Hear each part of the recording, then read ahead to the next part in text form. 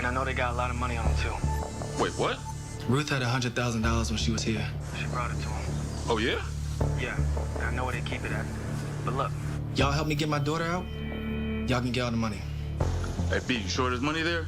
Yes, man. Hey. You sure the money's there? Yes, yo, I brought him $100,000. I got you, okay? Let's do it then. All right, let's go. Hey, we doing this for your daughter and for Picky. Yeah. All right, Oval fans, hope everybody's doing well. This video is going to be in regards to Barry's promise of, hey guys, Ruth had about $100,000 and some left over at my parents' house, and I had to give that over to get my daughter back, but they tricked me. So the money, I know for a fact, is at the compound. So if we bust in there and get my daughter, you come across the money, you can keep it.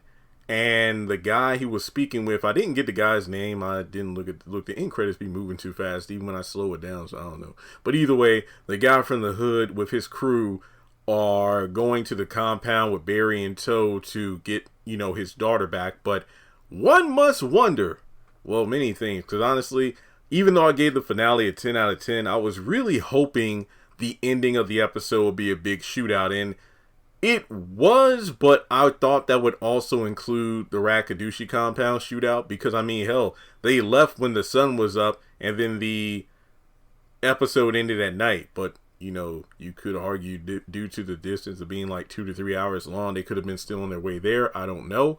But we know that it's all about 100,000. And speaking of hundreds of thousands, hit that subscribe button to help me reach 200,000 subscribers by the end of the year. Hit the thumbs up button to show you like the video. Hit that bell notification icon and select all. That way you don't miss out when I post content on the channel. And follow me on social media. Links are in the description below. Now, I think it could be, wow. I think it's a situation where, look at it from this perspective. We know that when it comes to the compound, there's about a mile or so of like off-road. Yeah, there's like a mile or so of, you got to go off the unbeaten path. Basically, you got to get on the dirt and gravel roads from the main road to get to the Rakudushi compound. And there are usually like Rakudushi scouts who report back, I guess with like phones or whatever, you know, walkie-talkies, saying, hey, this car, you know, breached the perimeter. Somebody's going to be at the front gate soon. If you want context, I think one of the best examples is, I think when Lynn, Brian's wife, went to the compound in the early episodes of season 1, where I believe she parked her car about a mile from the front gate, and then when she went to the gate to kind of pretend that she didn't know where she was and everything, Daikon or whoever was at the front gate called her out for lying. So pretty much the Rakudushi know you're going to be at the front gate before you get to the front gate. That's how, you know, was it season 1, mid-season, when Brian went up there by himself, that, you know, the alarms went off and the Rakudushi got ready to kill themselves because a patrol car was about to arrive on the territory. So with a barrage of cars going to the compound, you have to wonder if Callie is even going to be there, and if the $100,000 is even going to be there. Because here's what I think. Excuse me, now that a few days have passed, I've been able to kind of think things through. With a fleet of cars arriving at the front gate, you have to imagine that they'll say, oh my God, this has to be related to Ruby, Callie. Remember, the highest gave her the new name, Ruby. So they're like, we got to get her out of here.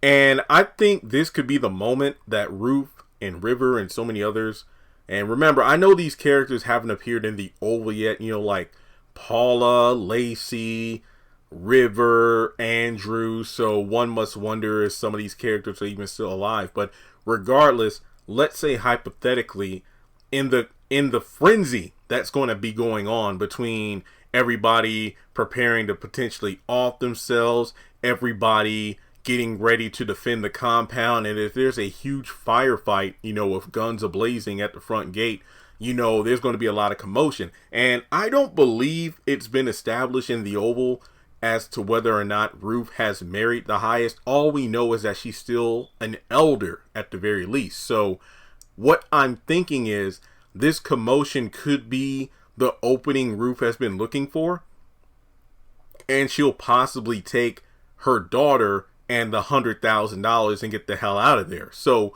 by the time, you know, let the bodies hit the floor from both sides, the Rakudushi members that are defending the compound, as well as the crew that rolled in there with Barry, they're going to go in there and not find what they were promised. And the question is, if that were to happen, what the hell would happen to Barry? Because, you know, this guy from the hood put his whole crew on the line, and it turns out that they died for nothing.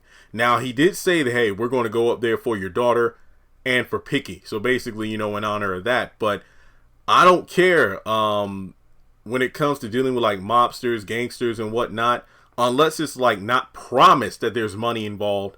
There's going to be, you know, you got to pay the bill at some point, because you promise them like 6 figures, but then when you get there and there's not like 2 pennies to rub together, you're in trouble. Because remember, again, if you watch Ruthless, it was established that they're low on funds. You know, they were running out of young girls to put out on the street to get money. They barely had enough for groceries. Hell, in Ruthless itself, they talk about how, yeah, we're going to raid the money trailer, Tally and Ruth, and then we're going to get our kids and get out of there, but they don't know there's no money. So I guess Ruth eventually learns that they don't have a lot of money, and then that could be why she uses the $100,000 as leverage. I don't know for sure, but it's a possibility. So I think that either the entire crew is just going to be, you know, bullets are going to rain down and they're all dead, so the money is a non-factor. But I think they're going to make it into the compound, and then the money's not going to be there. And then Barry's like, well, I saw it. And this is one of the things that I didn't like about Barry being abducted. We never saw him at the compound. I mean, we saw him being taken out of the van and then knocked out, and that's it. We didn't see what trailer he was placed in. We don't see if he got, you know, cleansed. We know he got drugged, but we don't know what happened after that. And not to mention, I really wish we could have seen Barry interact with the highest, because like I said, I think you need to meet the highest. It's like, yo, let's see what happens with that, but we never do. So with that being said, I don't think that $100,000 is there, because Barry's so sure it is. But it kind of contradicts what you know, while I'm talking about Callie, because Daikon was like, after Richard left, hey, we need to get Ruth and Callie and get them out of there. But then when Ruth goes to the hospital, we still have Callie. And it's like, well, I thought you were leaving the compound.